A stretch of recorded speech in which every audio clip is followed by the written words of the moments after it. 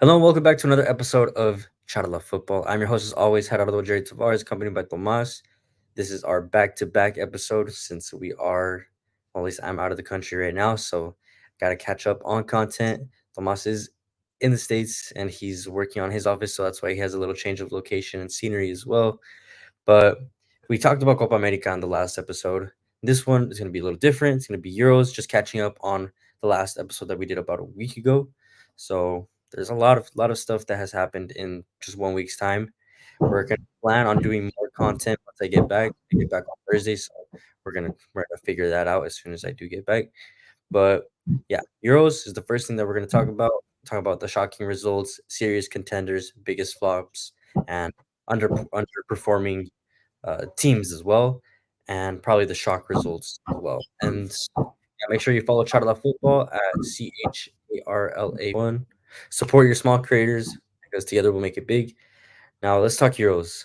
Tomas, who do you feel are the serious contenders now that match day two is pretty much all settled? Now we're moving into match day three and closing in on the groups, going into the round of 16.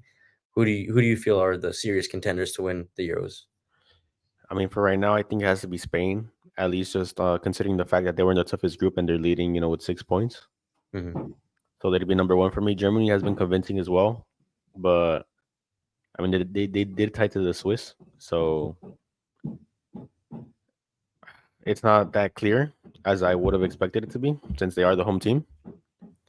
And then you can't leave out Portugal because they beat, I mean, Turkey, who is also a tough team. Yes, the coach did leave out Arda Guler, and there's a controversy behind that. There's a I mean, he's still up and coming. He's young, coming back from an injury, so I understand it because I was confused too. But we can touch on that later. well, what I saw on there's a theory that this Turkish media guy, so he took a video of Arda Güler at training, and he was kind of separated from the rest of the group prior to the game. Hmm. So I don't know if he's kind of like, because after scoring that banger versus Georgia and being one of the best players there, you'd think that he'd start, because I mean Turkey doesn't really have a quality player. Well, they don't have a better player than Arda Güler in his position right now, so Yeah, there's I no mean, reason to bench him. Hakan Çalhanoğlu, but he plays a little deeper. Yeah, I mean, but I mean he didn't even play in Arda Güler's position that game, Hmm.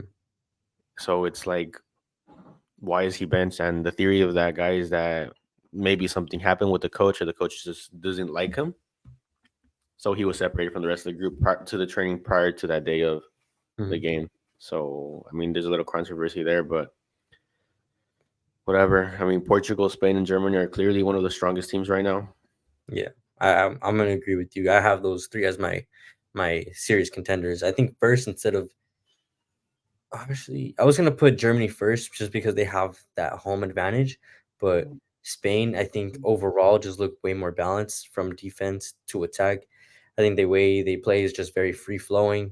It's like it's very direct. It's very different to what we've seen from Spain in the past, where they're very pragmatic, passing the ball from left to right, holding onto the ball, very barely scraping by. Although they barely scraped by Italy with 1-0 over, it was a 1-0 and own goal as well. I just think overall they have a better squad. And compared to Germany, like you said, they did have a tie, a draw versus the Swiss. And easily, I think the Swiss could have won the game. I thought they were going to win the game. There was only a few minutes left until until Germany tied the game in the dying moments. Well, I think it was a header from Niklas Fulkrug. And then Portugal. I think Portugal is very consistent as well, very dominant. They don't seem to show any weakness so far. Turkey did expose them a few times in the beginning, maybe in the first half, like one opportunity in the first minute. But other than that, all Portugal in this second match day. So I would agree that those three are my serious contenders. Now, if I were to rank them, I would probably go Spain first, Germany second, and Portugal third. Yeah, I mean, I would probably, I'd have to agree. I feel like and it's not to say that if Portugal and Germany played, that Germany would be Portugal. No, like they're just it's how convincing they've been in this group stage. You get me? In a Mhm. direct head to head, it'd be much different. Maybe even Portugal could beat Germany or even Spain, but they've just been the most convincing. I think Spain is for right now the favorite because they did come out of the toughest group. They did just beat the toughest and reigning champion. and I mean they picked Croatia apart. They put them in pieces. Yeah, Croatia team who's having a bad First half. tournament right now. Yeah, at least for And the first, they're practically out. They're practically out. I mean, I don't even think they made it into the top three right now for the I mean top four for the third place teams. mm, So they're practically eliminated for sure. eliminated. Yeah, if they tie On, tonight, if they on tie tonight or lose, it's over. Yeah, on that note, on Croatia, do you feel like they're the biggest flops so far? Yeah, for sure. I mean, we expected so much. I expected so much from them. I actually thought this group would end up with Italy and Croatia because of the experience these two sides have. Hmm. Yes, Italy having a little of a generational change. We know with the center back pairing that's different now to the prior Euro. But you still have Federico Chiesa. You still have what's his name? The guy that scored that world, Oh, Nicolo Barella. Nicola Varela. You still have like all these quality players that were in that Euro. Yes, like they would come off the bench or but they have that prior experience to winning the Euro. So I expected that. Plus the Croatia side that made it to in the World Cup back to back semifinals and We're reaching the final I mean ones. a second and third place finish in both World Cups. I mean I just expected a lot more from them. Hmm.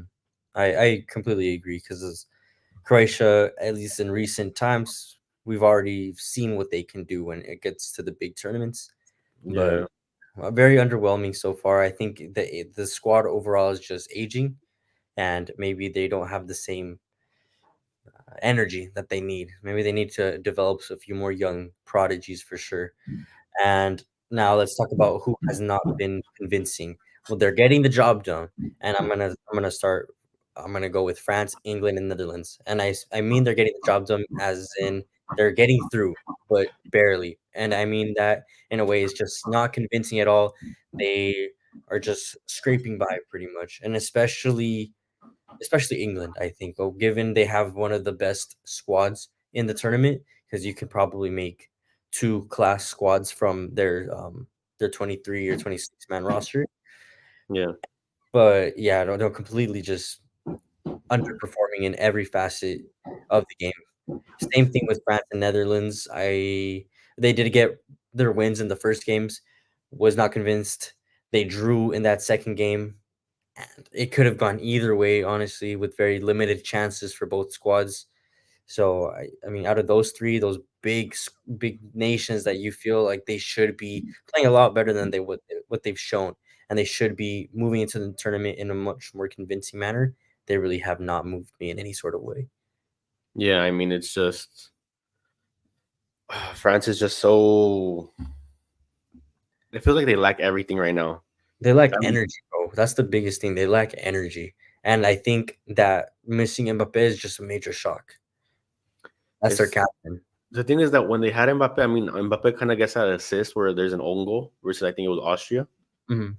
where he does cross the ball in and it bounces off a defender. But my thing is this: he didn't really do anything that game. Let's be honest. He missed a sitter, if He missed the anything. sitter. I mean, he curved it around the post, obviously wide. Mhm. And I mean, he lost the ball so many times trying to create something going forward. Obviously, he's not used to that 9 role, so he doesn't really know how to hold up the ball. But even just like trying to turn players, which I've seen him do many times in the Champions League, he wasn't able to. I think there's a kind of like a. I mean, there's a. These aren't my words. They're some guy that does the media for UEFA. Well, not for UEFA, but he's how do you say this? Like he's a media man in Europe. Mhm. So he was saying that he thinks that Mbappe is already thinking about like Real Madrid and winning Champions Leagues over there, and he's not even focused on this tournament. Yeah, maybe that's very much possible, and I was saying that before too, before the tournament started, or I believe the first match day when we saw that Mbappe performance and the way he missed that open sitter against Austria.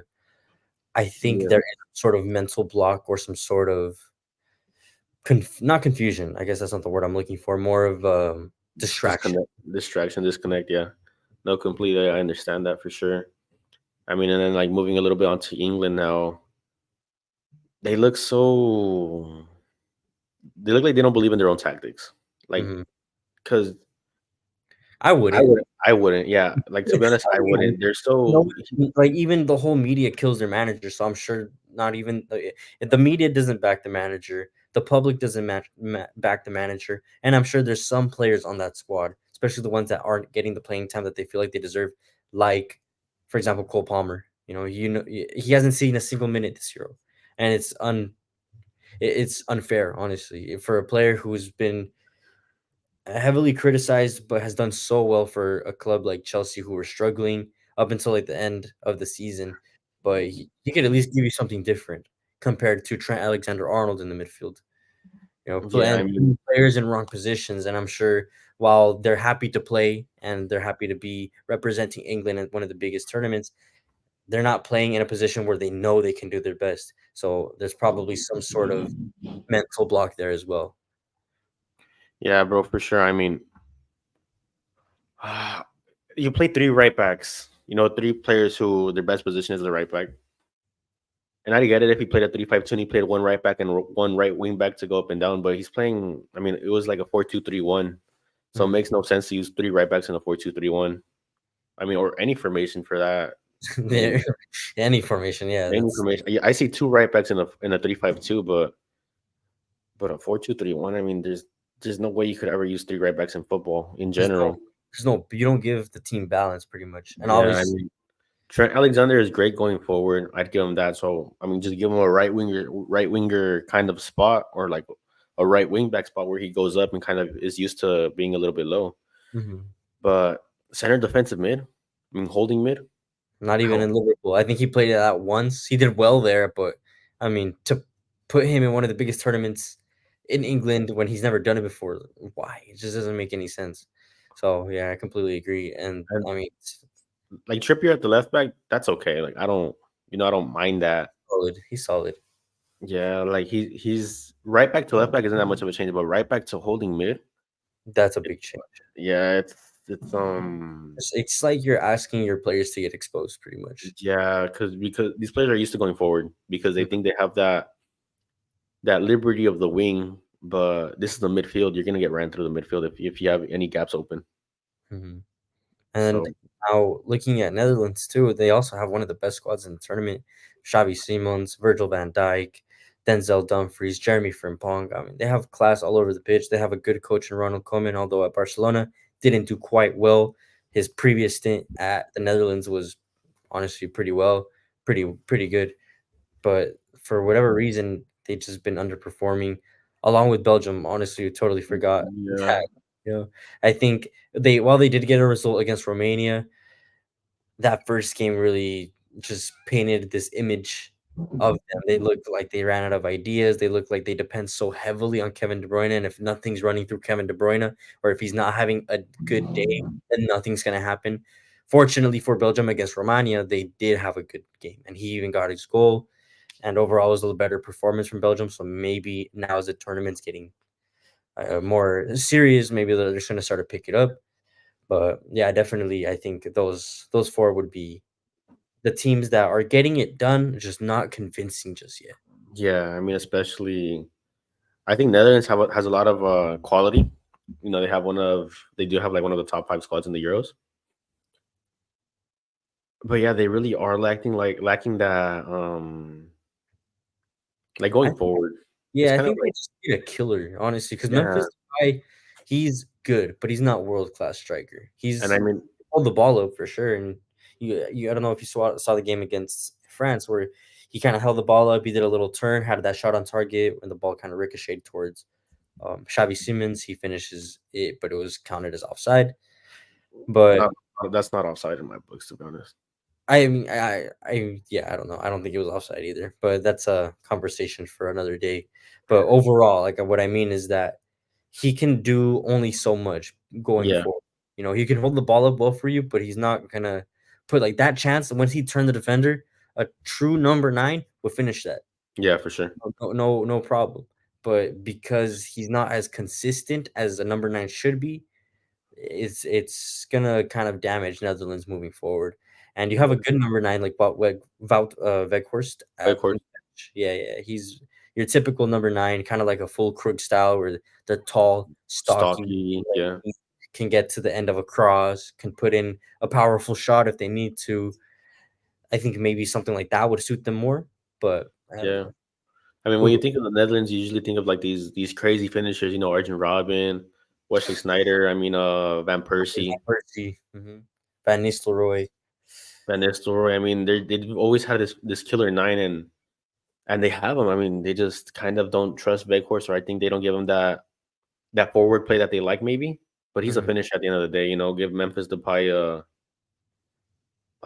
a more alternate position where he's able to hold up the ball and give play forward and get allow Play him, that. play him as a 10. Play him right under Wout Weghorst. Play Yeah, them both. or like a center forward, like how Giroud played for Griezmann and I think it was like the 2018 World Cup, Mhm. like something like that. I mean, you have to adjust. Really, the manager has to adjust to the players he has because it's international football. You know, you don't get to pick the best player in the world. You have to pick the best player in your squad, and Yeah. you can only pick so many players in your squad, obviously, because they have to be from your country or they have to be of dual citizenship from parents from their country or whatever the case is, whatever the case may be. But you're so limited on what you can play, so you Mhm. kind of have to adjust better in international football. Yeah, I completely agree. So yeah, for sure, those are the non-convincing teams so far. Now, as for shocks, so teams that have left you kind of in like, damn, maybe they can do something this tournament kind of vibe, kind of feeling. Who would you have so far? I put Romania for sure, just because they are top of the group technically with Belgium. So maybe if they get a result in their last match, I forgot who they played, but if they can get a result, they can definitely go through, maybe even top of the group. Yeah, I mean Romania is really just they're a team that surprised me for sure. I mean, I did not expect them to have that run that they did Hmm. so far in these past two games. But it's just so difficult to say that they're gonna advance in first because Belgium is in their group. Yeah. And granted, Belgium beat them in the head to head, right? Yeah, they beat them 2-0. So Romania is going up against um I'm checking right now. Hold on. Slovakia, and Belgium is gonna play Ukraine. So Romania versus I mean Slovakia played pretty good, to be honest. They Mhm. defend pretty well. I mean, Slovakia, they came off of losing to Ukraine 2-1, but they did beat Belgium 1-0. So they defend pretty well. If Slovakia gets a goal in, they might be able to close out the game because they defend really well. Mhm. But it's hard to tell. I think Romania, if you ask me Interesting. to bet on it, Interesting look. Yeah, I wouldn't bet on it. if Don't. they ask no, if you ask me to bet on it though, I'd go Romania advances and Oh yeah. beat Slovakia. Okay. I can see Yeah. that. I can see either a draw or win. I can see them getting through, which in general would be a shock because not a lot of people had them just I mean, passing. Ukraine was the favorite. Yeah, Ukraine was the favorite to go second, along with Belgium. So definitely, I would give that as a shock, as well as the Swiss. Swiss, well, to me, I guess they were a shock because there was a lot of talk of Hungary possibly doing something interesting in this tournament because they did have a good qualifiers, but they did let down. I think maybe they got a little nervous, and the Swiss have been showing their experience, have been showing their class, and they nearly just a few minutes away from beating Germany in the second match day. So Yeah, I put them as a shock. I know you say that that's what was expected because before in our predictions for the Euros, you did mention saying that they were going to go along with yeah. Germany. I mean, if you saw how the Swiss played, I mean, they eliminated France in 2021. No, Hmm. yeah, they eliminated France. But if you just see how they play so passionate and so defensively poised. They're so effective defensively, and they can counter you pretty hard. Especially Shaqiri is just so good in the Euro. In any tournament for Switzerland, Shaqiri shows up, and Yeah, obviously he's been showing up. And I'm he's pretty not sure that playing in the same roles that he used to, where he was more yeah, important, but even just coming off the bench. But then you have a leader like Granit Xhaka in the midfield, just running everything, I playing mean, like just controlling the tempo of the match. Xhaka in his prime, obviously having a great season with Bayer Leverkusen, but he's been just so pivotal for this team. Like he's definitely like the rock that they lean on. So that's just great for him to have in the national team. Definitely. So yeah, for sure, those two I would say for me are my shots. I And mean, lastly, sorry, my bad to cut you off. What were you gonna say? um, it's because for me, well, I know for you, Switzerland was a shock. For me, it wasn't at all because, well, what I just explained. But that 3-0 Portugal win versus Turkey, I honestly didn't expect it. I think that's kind of a shock. I Really? expected Turkey to put much more of a fight. I feel like, yeah, a lot of people just had a lot of hype around Turkey going off of that first match against Georgia. I'm, I mean, even to the prior Euros, the Euros prior to this one, they had a lot of hype. Mhm, I remember people calling the Turkey the dark horse, and I was like what? Like, what does Turkey have? And then mhm. they flop. And now this season again, Turkey is like a smaller dark horse to what they were called before because of the flop in the Euros. And then they come off with a great display of football versus Georgia, and now they lose 3-0 to Portugal, which to me was kind of a shock because I did expect them to at least compete, maybe like a 2-1, 1-0. Mhm. And I didn't expect them to lose 3-0. And I know coming off that game from Georgia, you looked at a insane Turkey team that was doing pretty well and that could score these just midfield bangers, just long range shots. Yeah, I wouldn't say that it was surprising. I know Portugal are very consistent, especially up front when you have players like Ronaldo, Leao, Bernardo Silva, Bruno Fernandes. They have a world class, one of the I best mean, squads. even Gonzalo Ramos coming off the bench is crazy. Lethal. Yeah, they have class all over. So I want to give that to me as a shock, but maybe as a shock result for you, possibly. Now for me, I think the shock result was Spain beating Italy. Is that the biggest result so far? Like, would you say that's the biggest shock in results? I feel like that's yeah, because it's the game that everybody was looking at, Mhm, and a lot of people expected Italy to win because although Spain is known for attacking the whole game and being there and being consistent with their uh, chances created, they're also known for kind of choking and losing 1-0, especially this later generation. Yes, they mhm. did win the Nations League, but prior to that, I mean, they didn't really. There was times where in 2018, they made it. They lost round of 16 to Portugal, right? Spain or Oh no, they Italy? lost to Russia. 2018, they lost to Russia. Oh yeah, I think round of 16. And then in 2022, did they even make it out of the group stage? I don't remember if they're out the group. I think they also got eliminated in the knockouts. Yeah. I mean, it's just they didn't have a good moment. So I Mm. didn't expect them to beat Italy and make this their pivotal moment, but they get it done. And props to them because Italy is not an easy side, especially how good they defend and how well they counterattack. I mean, like you said, they're the reigning champions. They are the reigning Yeah. champions, and they're not a team to take lightly. A lot of people say they are the favorites to win this tournament as well, and they very much can if they pass into the next round. But Yeah, I think what was more surprising about the result wasn't the score line because 1-0 is, while it's not impressive just looking at the score, I think it's just the manner of which they were able to do it because I don't remember Italy creating a single opportunity because it was all Spain. Like from the first moment to the last minute of the game, it was all Spain. yeah, I understand that. The thing is that, like, how does Spain score? Sorry guys, we had a little technical difficulty, but overall, yeah, that was a shocking result. I think just like I said, just the way Spain outperformed Italy and how they've been outperforming teams like Croatia as well. Let's just see how far they can go. I think they are definitely one of the favorites, like we already mentioned. Now that kind of wraps up everything regarding the Euros match day 2. We will start to update more frequently, especially when I get back to the homeland at the States. Right now I am in Amsterdam. I went to the Euros, so it's just been a little difficult since I've been traveling here and there. So once I get back, it's gonna be a lot more consistent, more content. But me also make sure you guys follow the page, follow CharlaFootball on all social media platforms: Instagram, Twitter, TikTok, Spotify, YouTube, all that good stuff. Support your small creators because together we'll make it big. Tomas, thank you again for always helping out and helping on the pod today. And yeah, we'll see you guys on the next one. All right. Peace. So